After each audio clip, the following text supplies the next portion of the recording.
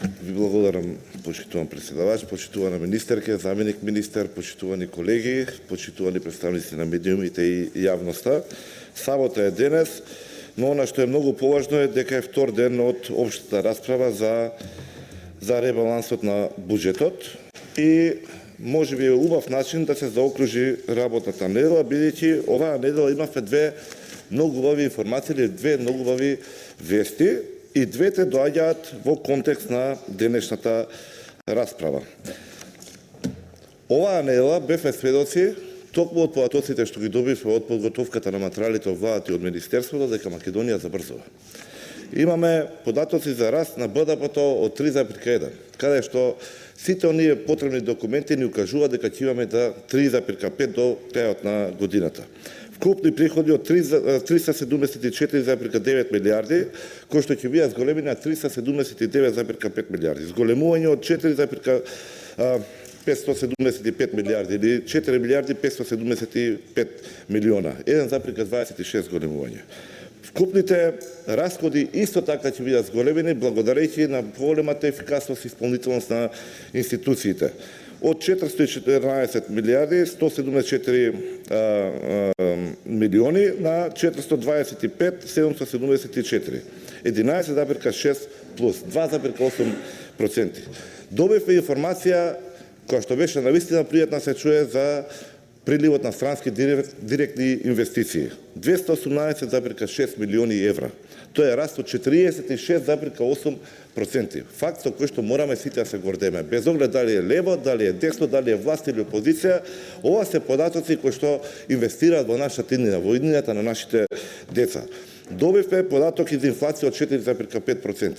Инфлација од 4,5% споредено со сите држави во регионот и во Европа, која што гарантира дека оваа држава, оваа влада, овие институции се борат за доброто на граѓаните. Спроведуваат мерки, ги спречат ценовните шокови и прават основи за развој. Каде се гледа развојот? Во капиталните инвестиции. 40 милиарди, 122 милиона, сега ќе бидат 45, 936. Малтене 6 милиарди дополнителни за капитални инвестиции. Тоа беше мислена именка преходно за да имаме таков степен на реализација, таква динамика во државата, таков систем кој што може да исполнува и да произведува вакви резултати. И конечно, можеби прв пат, а најверојатно и прв пат во историјата на Македонија, каде што можеме да го споменеме и дефицитот во позитивната категорија. Оваа држава која што беше научена на едни лоши искуства, овој пат има дефицит со зголемување од 4,1%, односно 7 милиарди, кои што ќе бидат насочени, погодете каде, токму во развојот, токму во капиталните инвестиции. Тоа се проекти, тоа е забрефтена економија која што треба и понатаму да се нахрани. Во тој контекст ќе кажам и втората убава вест што ја добивме, а кој што потврдува исто така овие бројки дека Македонија забрзува. Тоа е вест од Европската унија, каде што за исполнувањето на реформската агенда Европската унија, нашите најголеми западни партнери одлучија оние што помалку одработиле, оние што помалку исполниле, оние што помалку реализирале, тие средства да се насочат кон нас, односно кон оние што исполниле. А за реформската агенда е целокупниот систем на државата.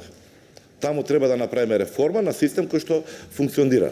И што направиле они? Зошто го кажемо во овој контекст? Бидејќи се тие две појави зависно комплементарни.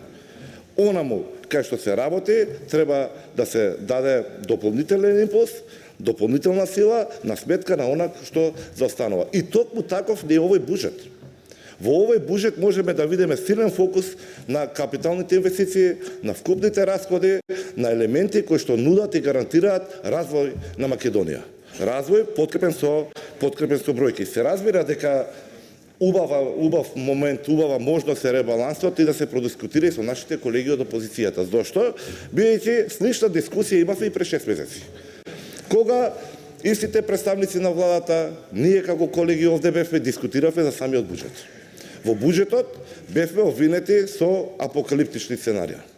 Дека ќе дека ќе пропадне државата, ќе банкротира, дека тие стапки на раст нема да бидат реализирани, дека нема да има исплатени пензии, дека нема да има покачени плати и така натаму и така натаму. Денес 6 месеци потоа, а и тогаш кажавме, еве ги со ребалансот ќе можеме ги споредиме бројките. Дали се движиме во една страна или се движиме во друга страна. Се разбира, ја бев и тогаш кога укажав доколку вашите предвидувања бидат правилни, тука се ќе бараме решение. Но што имаме денес? За среќа на сите, имаме влада која што е исполнителна и податоци и факти кои што тоа го негираат. Денес, за разлика од нивните апокалиптични сценарија, денес имаме раст од 3,1%.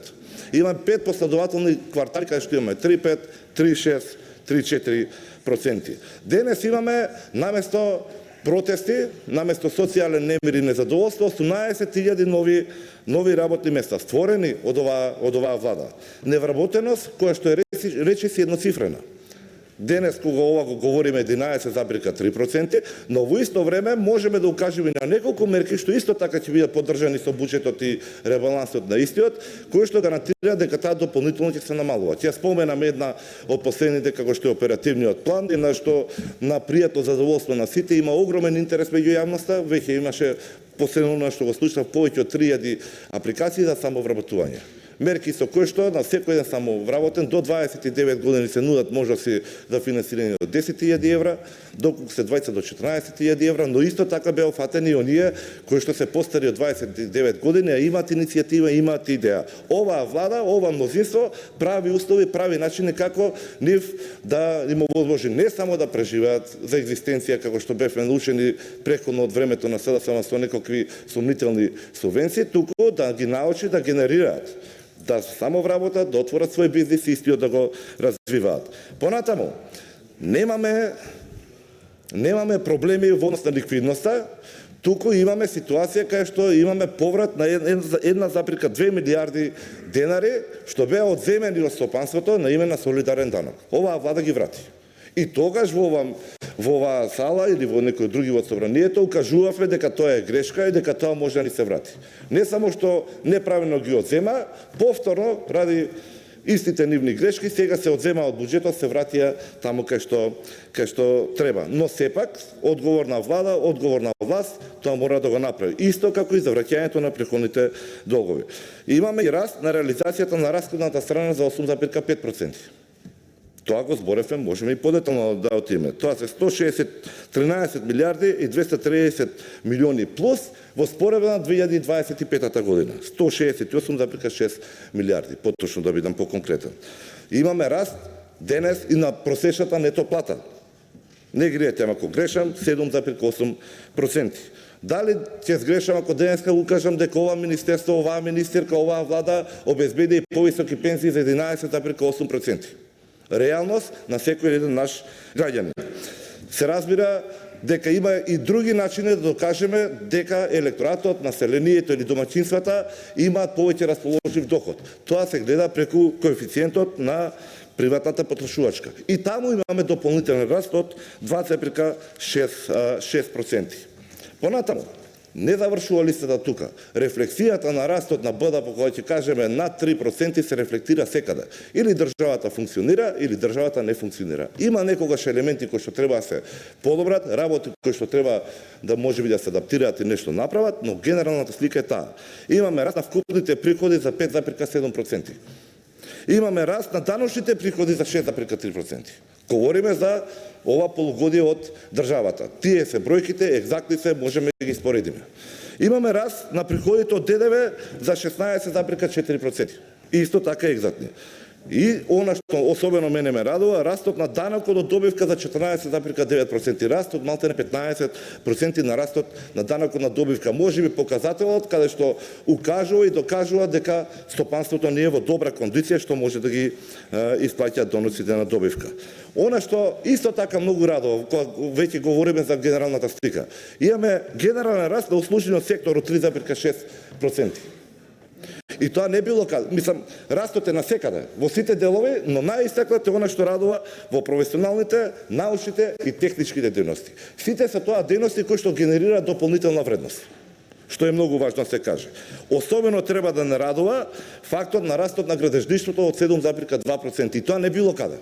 Јас доаѓам од изборна единица 1, особено важно и ќе посветам некоја секунда плюс на овој елемент. Зошто? Бидејќи овој раст не се темели на висококатници. Не се темели на развој на градежната мафија. Не се темели на узурпација и градежна експанзија која што го гушат нашето секојдневие. Се темели на растот на нискоградбата.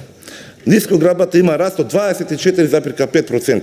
Факт што може да се гордее секоја една држава и во регионот и во Европа. И специјалните градежни активности од 17,5%. Високоградбата има пат. Што значи дека оваа власт прави сериозни напори кон хуманата урбанизација во државата и развојот темелен на градежништвото. Нискоградбата офаќа линijска инфраструктура, патишта, автопати, мостови и така натаму. Дополнително, дека ова не е само коинциденција, мораме да го споредиме со фактот што го имаме сега предвиден во ребалансот. Тоа е заштитата на животна средина. Кај заштитата на животна средина 1,2 милиарди, раст од 30,8%. Нема ништо случајно. Оваа влада се грижи да имаме добро и квалитетно секојдневие. За намалување на аерозагадувањето, тема која што сега ја збориме. Сега кога не е проблем, сега се размислува и сега се прави проекција како ќе биде понатаму. Не во зима кога ќе имаме големите стапки. Сега се предвидуваат 1,6 милиарди плюс.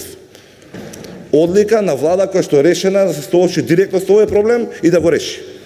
За управувањето со отпад имаме предвидено дополнителни 74 милиони. Не е тука крајот. Во овој ребаланс се предвидени 800 милиони помалку за стоки и услуги. Што значи, што го потврдува фактот дека целокупниот фокус се насочува кон реализацијата на капиталните инвестиции и на развојот на државата. Но, затоа се предвидени 300 милиони дополнителни во здравството, еден сегмент за кој што треба надчовечки напори да се оправи, и дополнителни 300 милиони за општините. Сведоци сте на трендот, каде што оно што исполнува треба да се поддржи во тие напори. Повторно ќе гледаме болници, повторно ќе гледаме училишта, градинки, инфраструктура во општините и подобар живот за нашите граѓани. И не е тука се. 2,3 милиарди ги имаме и за социјалните трансфери. Многу се интересни кога ќе укажат од опозицијата, кои што долг период укажуваат дека вие сте насочени кон реализација на проектите, овој социјалниот аспект го поминавте. И сега кога веќе гледаме 1,2 милиарди помалку за плати или 2,3 милиарди за социјални трансфери, сега и тоа било лошо. Не било лошо, но тоа е составен дел од големата рамка во која што една држава треба да функционира. Да не забораваме дека на нашиот пат кон Европската Унија, онака што се докажавме дека сте исклучително многу исполнителни, што имавме потврда и со реформската агенда на почетокот што спомнавме, 1,4 милиарди за евроинтеграциите. Растот 50%, 49,9 да бидам точен. Дополнителни 816 милиони за ИПА програмите. Затоа немаме сега протести по кај земјоделието. Бидејќи имаме влада која што докажана, имаме влада која што исполнува, која што реализира и предвидува и понатамошен раст на овој многу важен сегмент и дополнителни 520 милиони кои што треба да бидат насочени кон руралниот развој.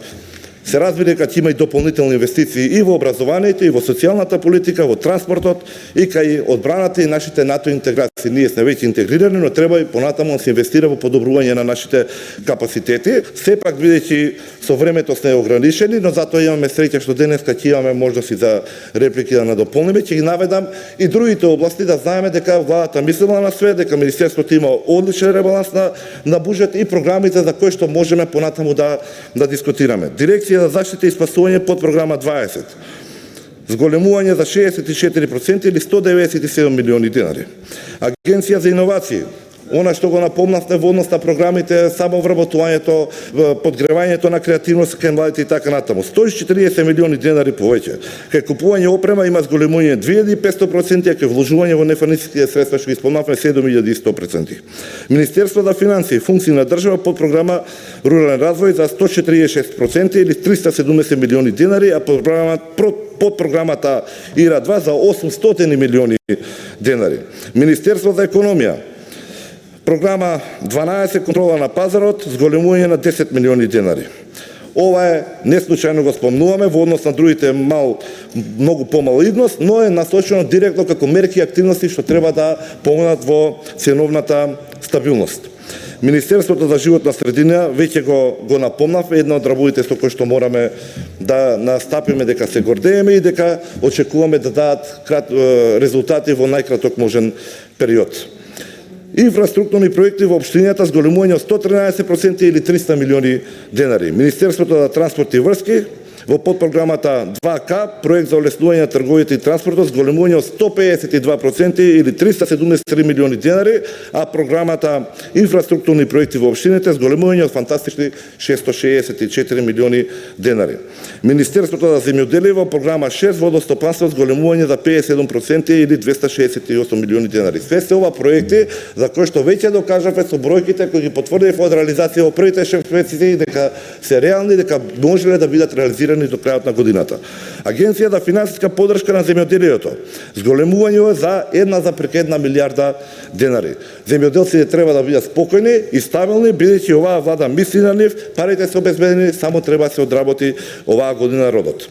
Министерството за социјална политика, демографија и млади зголемување во програмата за центри на социјална работа од 106 милиони во подпрограмата 4А објекти за заштита на стари лица зголемување за 60%, а пак подпрограмата инфраструктурни проекти во општините зголемување за 113% или 200 милиони денари. Листата не завршува тука, пред вас се материјалите од буџетот, можете ги потврдите. Министерство за образование, програма за основно образование, зголемување за 193 милиони денари. Средно образование, зголемување за 205 милиони денари. Програма за високо образование, зголемување за 200 милиони денари. Мислиме на иднината, мислиме на сите области и во сите сектори. Понатаму, Министерство за спорт, подпрограма инфраструктурни проекти во општините, зголемување од 667% или 200 милиони денари. Немаше да имаме ваква можност, доколку не беше некој силно посветен, дека некој беше силно одговорен и решен како држава да успееме. Мислам дека овој буџет е добар, мислам дека опозицијата треба да размисли да го поддржи, бидејќи им остави еден друг простор, за разлика од нивните апокалиптични сценарија кои што беа тотално неостварливи, кои што покажаа дека се тотално погрешни, дека би можеле да го поддржат овој буџет и заедно понатаму да следиме реализацијата на истиот при крајот на годината. Ви благодарам.